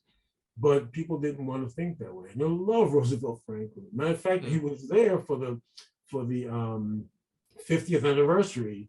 He was actually on the set for that. So that was beautiful. But yeah, so it all depends on what's needed. Again, it's all about the characters representing the initiative that's needed. So the first and foremost important thing is to make sure we understand what we need to say and who we're saying it to. Now, what kind of character is going to help us do that? Well, yeah, you kind of cover our next question, which is what goes into the decision of retiring a character, or stopping using it. It's pretty much that's those parameters, or do you find that characters just kind of go away on their own, for other reasons? Well, a lot of times of course, we're always listening to the audience. One quick story is there was a character named Lulu that at the time the kids were confused because they couldn't tell if it was a boy or a girl. It was distracting at the time. So they just decided, you know what, then we'll just put Lulu away, and she never came back. But now talking about listening to the audience, when Snuffy was Big Bird's imaginary friend way back, the kids would get frustrated because they knew he wasn't imaginary. And whenever Big Bird said, all right, Snuffy, you wait here. I'm going to go get my friends to meet you. He'd go away, and when he come back, Snuffy happy to go back home because mom called him or something like that. So the thing is that, and the kids would get frustrated. So the kids were really complaining to the parents, but he's real. Why won't they believe Big Bird? This is not fair. They were really getting upset. So the mothers wrote to Sesame and said, look, this is causing a lot of anxiety to my child. He's not really an imaginary friend. He's a real friend. Can't you make him come out? And so that's when they had to actually make, they thought they were servicing a need. Kids have imaginary friends. So this one will kind of be sort of an imaginary friend, but imaginary friends are very real to the kids. So they figured if he had a real imaginary friend. I mean, it's kind of convoluted, but it wasn't working because the kids loved Snuffy and they felt bad for Big Bird. It was breaking their hearts. Then they had the episode where, Big Bird and Snuffy got to meet. I was one of those kids that got upset. Thank you, because Snuffy came out like that. So thank you. No, we want to talk briefly about, Emilio Delgado, who played Luis, recently passed, and a couple of years ago, Carol Spinney, who you were very close with. Can you just talk about him a little bit? Who, Carol? Yeah. Yeah, Carol, such a dear friend. I mean, he's the very first Muppeteer that I ever met. When I had to go on the set in 1993, because I was being really trained to help reestablish the entirety of Sesame Street. And they had what was called Sesame Street around the corner. There was like a dance studio and a couple of a newsstand. It was a different look. It was around the corner. So I was asked by Jim Mahan, the same art director that was essential in hiring me as a freelancer. He said, I want you to come with me so we can start creating imagery to indicate what around the corner looks like. So, I was happy to do that. So the very first day he said, I need you to come to the set. And I was excited. My first visit to the set, I couldn't believe it. So I said, look, please, is it possible to bring my son along? I'm not trying to overstep my boundaries, but I got to bring my son. He said, well, at the time, it was more difficult to do it that way. But I said, you know what? How old is your son? I said, I think he was 9 at the time. He said, yeah, you can bring him. As long as he's well behaved. Oh, yeah, he's very well behaved. So we went there and we go on. I would have been terrible going on set without my son. So he was so good to me. I get on, and of course, what they're doing, Cookie Monster is always on the first in my mind, but Oscar the Grouch in the Sloppy Jalopy. I think he was arguing with Maria or somebody. So that my first live vision of Muppets was Oscar the Grouch in the Sloppy Jalopy yelling at somebody. And at the, so of course we're just observing and letting them, because you have to be very quiet. Finally, it was over, and then this tall man with this beautiful head, head of white hair comes out, and I'd seen pictures of him before, but that's in person. So I'm standing back there. I'm not trying to get in trouble, just being quiet. And he comes around and he says, "Hi, I'm Carol Spinney, and I'm Louis Mitchell. Nice to meet you." And he was really sweet. He met my son. "Hi, how are you doing, man?" And my son, of course, he was so great. And he's asking me all these questions and everything. He says, "You know what? I want to show you something." So Carol takes my son by the hand, takes him around the garbage can, puts Oscar the Grouch on my son's hand, Wow. and has my son puppeteering Oscar. And I had not even touched the Muppet yet in my career.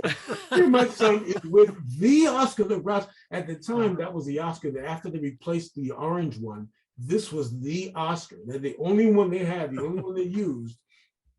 And he's back there, and he's even working the eyelids. He has, people think they're eyebrows, but they're really eyelashes.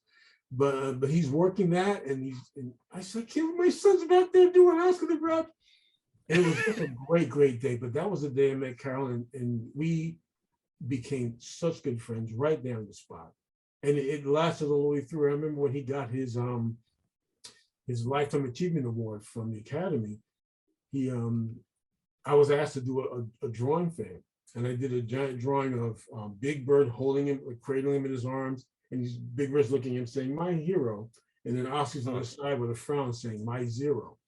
And he loved that drawing. Of course, he hung it up in his house. Then I did one for his 80th birthday, another gift. And when he came and gave a speech in front of the whole company, it was an all-staff meeting, and he says, "Louis, you're my favorite artist." And I'm sure I'm not his favorite, but just the fact that he said that to me. One other thing that Carol did that touched my heart, they were doing behind the scenes interviews. And they just started doing that for the 40th anniversary. And they said, it's about time when people started to see what's going on behind the scenes. So let's do more of that. So they wanted to do all these interviews. And then they asked me, because I had a pretty good relationship with Jerry Nelson as well. And they said, "Louis, can you talk to Jerry? Maybe you can convince him," because he didn't want to do an interview with and sign away all the rights in perpetuity. He hated that word. So I said, "Look, if he feels that way," I wouldn't spoke to him. He says, "Louis, man, I'm not going to give up in perpetuity. No, I'm not going to do that. Not even for you." So I said, "Hey, I'm on your side. I was asked to ask you, and I did." But then they asked Carol if they could do an interview with him. And of course, they asked me if, "Do you think Carol would do this?" I said, "You can ask him directly." So, "Well, no, we know you have a relationship with him. Can you ask him?" I said, "Of course I'll ask him. You're wasting your time because he's like the sweetest guy on the planet. You can go and ask him." And this was like a small behind the scenes group of people that they were kind of all these younger people that were not with the company all that long. So they were kind of shy. So I said, "Yeah, I'll ask him." So I went and said, "Carol, would you be willing to do a behind the scenes interview?" We were on the set that day. And I think he still had the Big Bird pants on, the Big Bird legs. So he's sitting there and he says, "Yeah, I'll do that, but only if you do it with me, Louis." That's funny. No, I'm serious. I'll only do it with you. I said, "Carol, you don't need me." He said, "No, come on, let's do the interview." So I looked at the crew and they showed this. Yeah, and we can get with Carol. So after about 5 minutes, we forgot about the cameras. We were reminiscing about when he met my son and how the first time it was just a blast, You keep in touch with the other cast members who no longer are in the show? You mean the human cast? Yeah. Yeah. I'm good friends with Roscoe Orman, and Sonia Manzano has been so great because I have some mentees, and I've asked her. I don't impose at all, but there are certain people that you feel strongly about. These two young Latina women that I knew that are mentees of mine. I said, "I'm going to ask Sonia." I said, "You're interested in speaking with Sonia Manzano?" So yeah, I would love that. So I wrote to her, and I had spoken, I think, to her daughter at one point, because there's some career advice, things like that. So over the years, I even shot a picture of her for an article that was being written about her. And she asked me if I'd be her photographer. Even though a photographer's there, she asked me to be a photographer. Yes, of course I will. They did a whole spread about her I forgot the name of the magazine, but of course I was the art director. So it was Sonia and Grover. And all these, we had such a great time. We were laughing and talking. I remember that after the first time I met her, bless you, I was walking up Broadway. She was walking down Broadway. And I said, "Oh my gosh, that's Sonia." "Oh, but I'm not going to sing. She's not going to remember me." Before I even got 10 feet up. Louis, how you doing? She ran up to me, gave me a hug. Said, what's going on? What are you doing? I can't believe these people. Man, these like television royalty, and she remembers me, and we just met like once or twice, maybe. Oh my God. Yeah, so, That's you know, great. I mean, of Wow. course, I met everybody. Of course, I saw Emilio at the screening of the Street Gang movie. There was a special screening they did in December, and the thing is, he looked fine. I give him say, "Hey, how you doing, Emilio? It's nice to see him again." You know, I've seen him many times on set. You know, he's met him once at Starbucks near Kaufman Astoria. So I was chatting with him then. When I saw him in December, he looked great. I didn't understand when we got the news what could have happened in that short amount of time. Then we found out about I think it was a blood disorder or something like that. But I'm glad I was there. I'm glad I got to see him. I'm also, I'm in touch with Dr. Loretta Long, but it's been a while since I heard from her. So I reached out to her on Instagram to see if she'd write back to me. But yeah, these are beautiful, beautiful people that they're family. They're like family. Sure. Well, I have to ask about something that fascinates me to no end. You also have designed the Sesame Street balloons for the Macy's Thanksgiving Day Parade, and that just looks like an amazing job and also incredibly complicated. I mean, which ones did you design, and what can you tell us about that process? Well, the reason I even got that after I got the Sesame, I designed a balloon called Sky Dancer for the other company that I worked for, Abrams Gentili.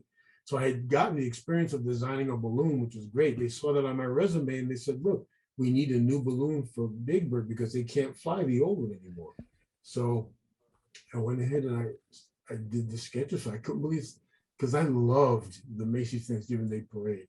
When I was a kid, my favorite balloon was Underdog. Yes, mine. Oh my God. Thank you for bringing that up. I'm sorry. Underdog was the best. Absolutely. You guys are my brothers, man. I'm telling you, this is amazing. But let me tell you this. So when I did the balloon for Skydancer, I didn't get to go to the Hoboken studio. The Macy's balloon studio was in Hoboken, the float and the balloon studio. I didn't get to go for that one, but for the Big Bird one, I did have to go to look at the scope to see, because they do a clay maquette before they do the fiberglass casting, which where they do the color operations and all that kind of stuff. Mm-hmm. But anyway, so I'm excited to be this. Wow, this is historic. So I'm walking in and I meet John Piper. He was the director at the time. So he walks me and gives me a little tour downstairs. Then we start to go upstairs. Then we pass this room and they had these gigantic boxes. They look, to be honest, they look like giant coffins, but they were these big brown boxes, wooden boxes along this wall in this brick room. And it was just a way to go up. And I noticed there were little plates on each box with names on it. And I said, John, what are those? He said, oh, those are balloons that we used to fly, but we can't fly them anymore. Either they're too old or, we had to paint over them so many times. After a while, the ballooning paint weighs them down. He's explaining all that to me. But then I saw one of the boxes said Underdog. And I said, wait a minute, what's in this box? Oh, that's the Underdog balloon. He said, wait a minute, is that the same one from like 1964 when I was, yeah, there was only one Underdog balloon. That's my balloon, man. You gotta be kidding me. And of course he couldn't take it out, but I was just gonna say a little difficult, but man. I know.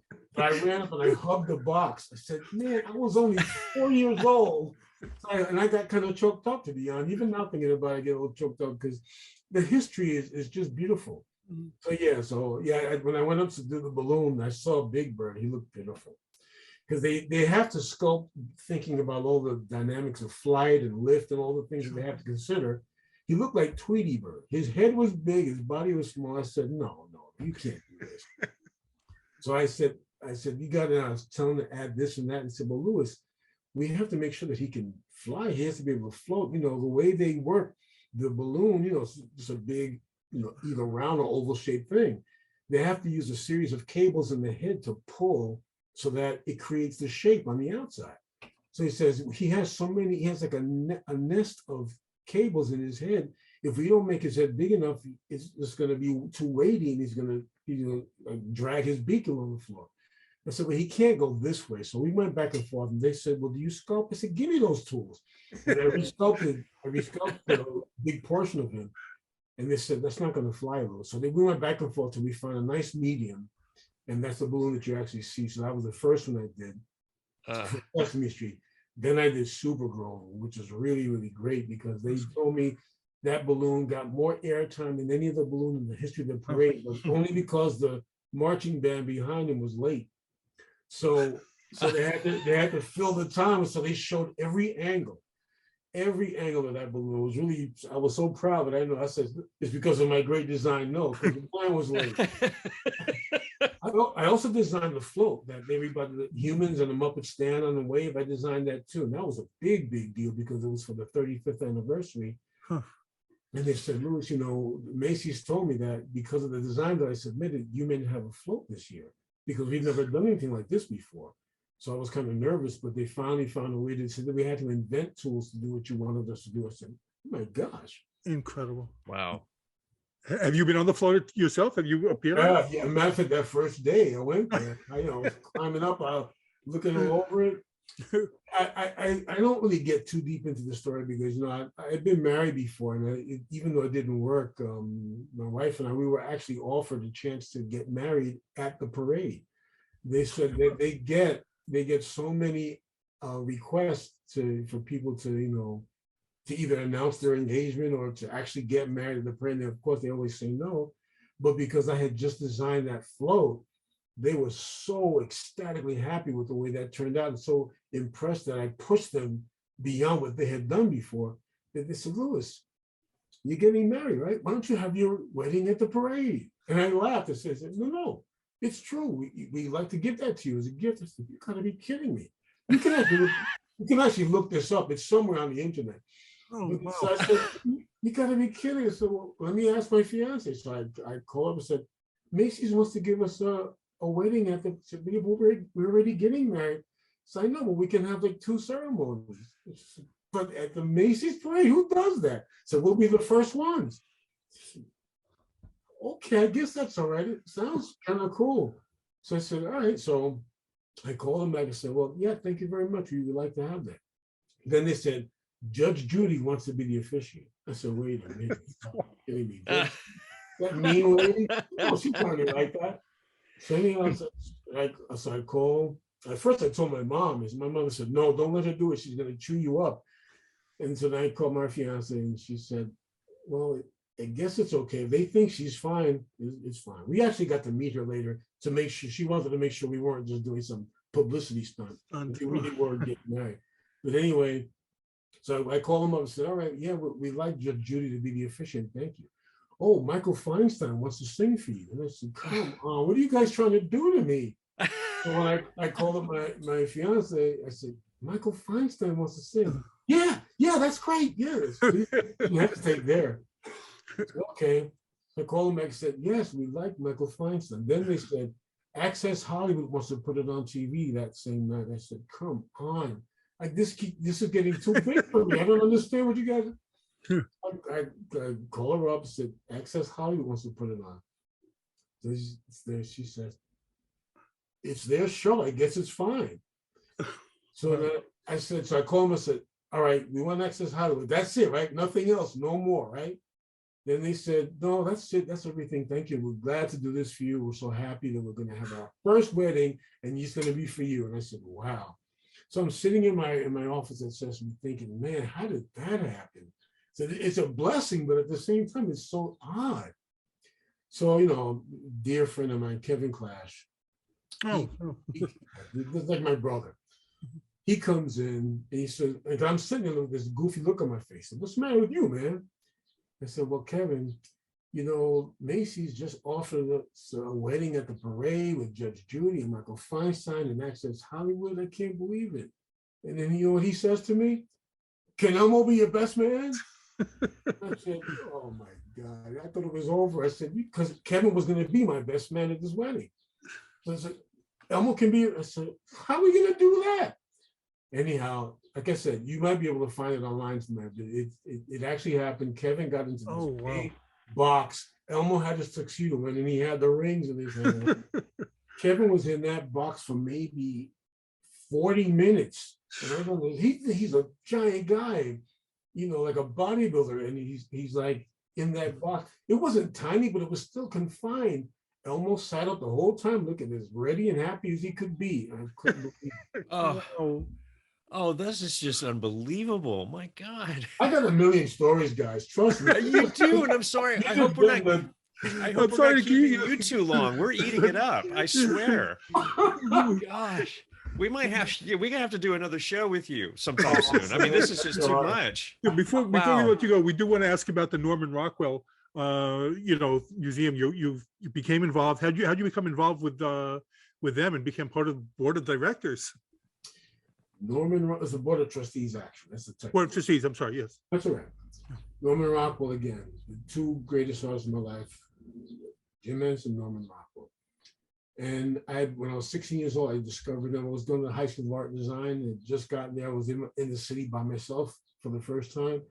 And I was wandering around the neighborhood after school, found this bookstore, and I asked where the art section was. And again, I was just looking at art books, and all of a sudden I find one that says Norman Rockwell Illustrated. It's not the giant one, it's the other small one by Watson Botto.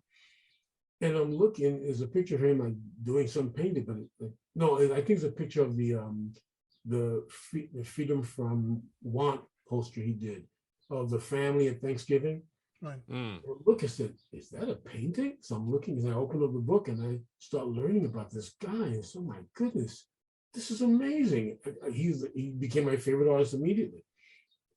And as time went on, I just started trying to. I couldn't afford the book back then. It was like a whole $4.95, and I couldn't afford it because that was like my lunch money and stuff like that. So I went every single day. That bookstore owner was my angel. I went every day during the week because I couldn't go on the weekends to look at that book, and he always let me. And then one day I went, the book wasn't there. He said, somebody bought it, but I have another copy in the back, and he went and got another copy. So I had been saving my money. And I finally was able to buy it, and I still have that same copy in my book. But anyhow, I just followed Norman Rockwell's career all this time. Went to the museum quite a few years ago, and at the same time, there was a Drew Struzan show. You know who Drew Struzan is, right? Yes. Yeah. Movie poster, yeah. Yeah. His show and the Norman Rockwell show at the Norman Rockwell Museum. This is way before I even knew anyone there. I just had to go and see the Rockwell show. I didn't know there was a Drew Struzan show. He's also a friend of mine. As a matter of fact, just today I got an email from his wife. Oh wow! But the thing is, I don't want to lose track of this. You can always edit stuff, right? Yes.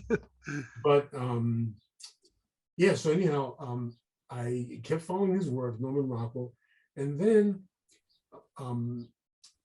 Sesame they told me, they sent me a letter. Now, of course, I've been following and collecting all the books and everything like that. I've been to the museum a couple of times, still didn't know anybody. But then Sesame, one of the women from the publishing department, the publishing and museums department, writes me an email saying, Louis, now of course I direct all the photo shoots, so I know how to pose the characters. So Louis, can you write the instructions on how to pose Cookie Monster for, there's a museum that wants to put a display up. I said, oh, I can go do it. So no, it's pretty far away. We just need you to write the instructions. I'm saying, it doesn't really work like that. But which museum is it? Well, it's the Norman Rockwell Museum. Wait a minute. You're going to send my favorite Muppet to my favorite artist museum, and I can't go do it? So, well, Louis, we don't have it in the budget to send you. I don't care. I'll pay my own way. I don't care about it. They found a way to pay for me to get there. But anyhow, I get there. They already sent Cookie over there, and they attempted to pose him. There was the very first day of the show. So, and I knew that. So I went in and I said, where's Cookie Monster? So they said that he's in the back. None of the audience had gotten that far back into the show yet. This was a show called From Woodstock to the Moon. It was the 50th anniversary of many things. The Norman Rockwell Museum's 50th, Sesame Street, Woodstock, and the moon landing. So they had all this stuff about 1969. So I ran back there and I looked, and he looked pitiful. He was just slumped over, had a cookie halfway in his hand, they thought they did a good job, and I said, please lift that plexiglass now. So I got in there, and it didn't take me long. I just put him in position, made him look happy. You know, he's held his cookie up and everything. And they said, oh my goodness, he looks alive now. What did you do? I said, well, just close it up because people are coming. Just put the fiberglass on. So anyhow, the museum's curator, the chief curator or senior curator, Stephanie Plunkett, she came to me and said, Louis, that was amazing what you did with Cookie Monster. Is this what you do for Sesame? So it was one of the things that I do. And I started explaining other things that I did. They said, wow, would you like to come and do a lecture at the Norman Rockwell Museum about your Sesame career? I said, you gotta be kidding me. I get to lecture at Norman Rockwell. I said, of course. So I arranged it with Sesame because whenever I'm actually one of their public speakers now officially. So we always have to work it out with them. And so anyhow, I'll try to keep this a little bit shorter. So anyhow, I went and did the presentation. I brought Elmo with me, of course, the photo Elmo, I did a little demonstration, showed some images. And one of the images, I don't know if you may have seen this image, is the Norman Rockwell triple self-portrait? Yeah, oh yeah.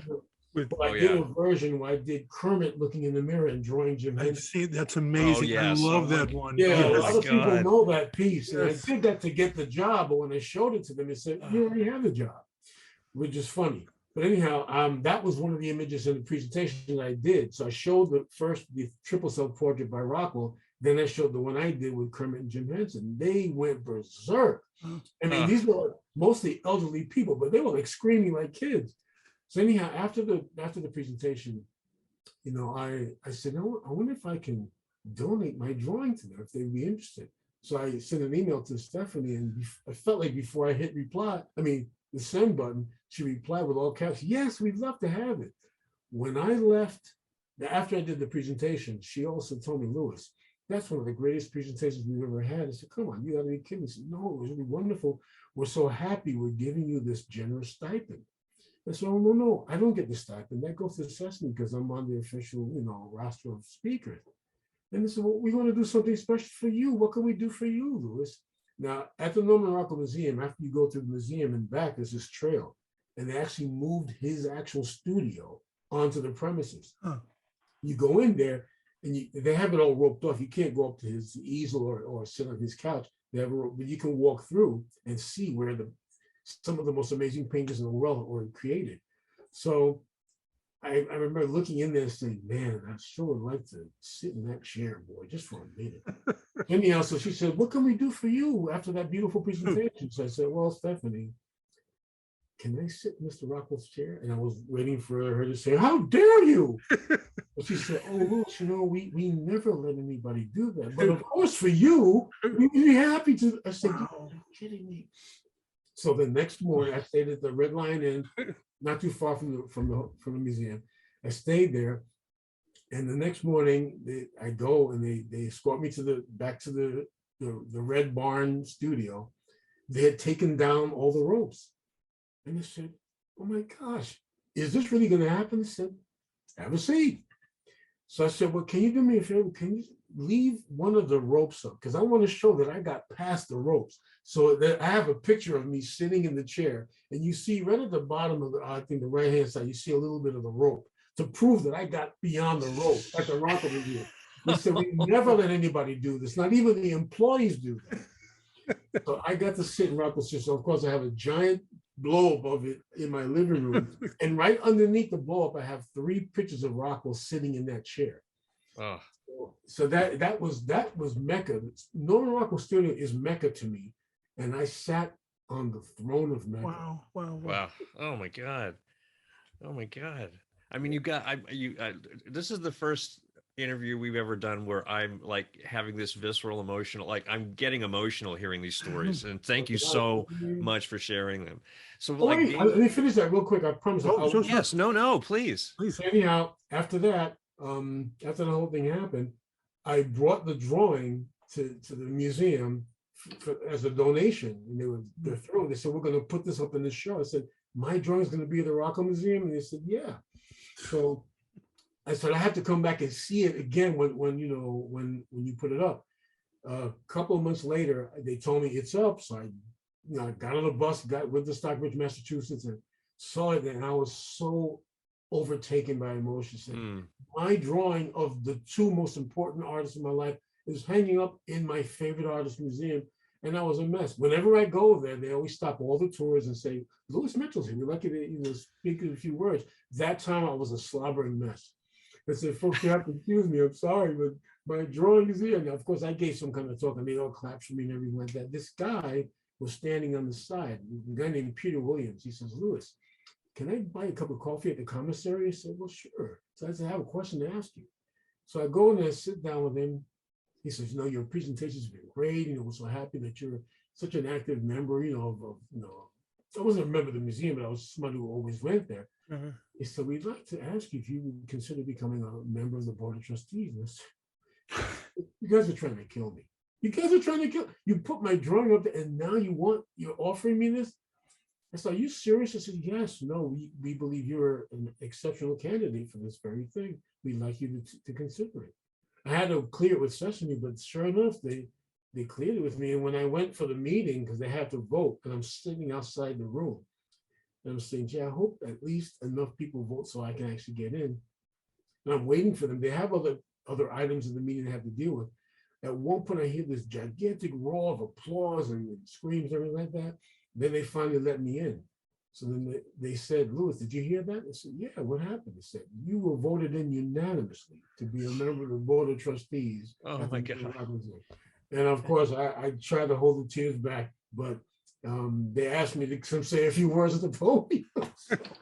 And of course, here come the tears. I said, "You don't know what this means to me. Norman Rockwell means so much." Maybe next time I can tell you, there is something else about Norman Rockwell that just blew me away that I can't even tell. I already loved the man, but there's something else that happened that really pushed it over to the other side after I became a member of the board, and they advanced me to become on the committee of the board. So now I get to help pick the board members. Oh, well, what kind of responsibilities do you have as a board member?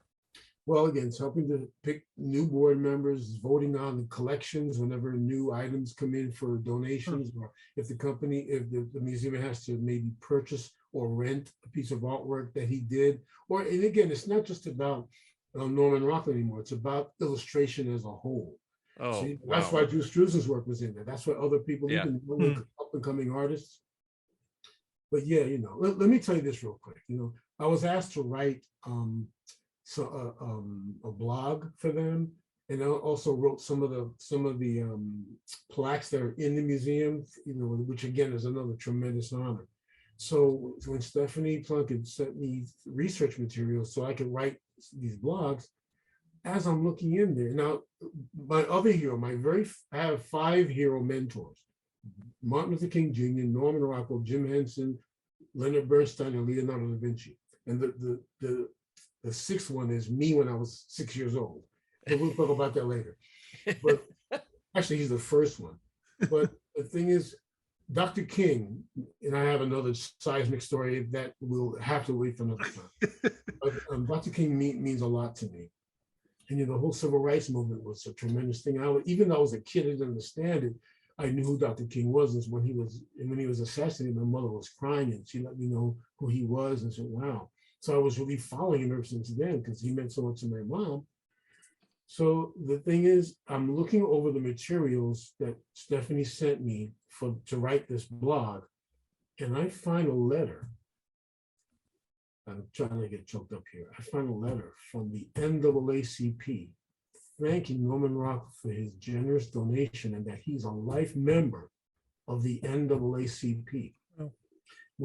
After he broke away from the Saturday Evening Post, the Saturday Evening Post told him you can't create artwork of people of any nationalities, international nationalities, or any Black people or anything like that, unless they're like servants.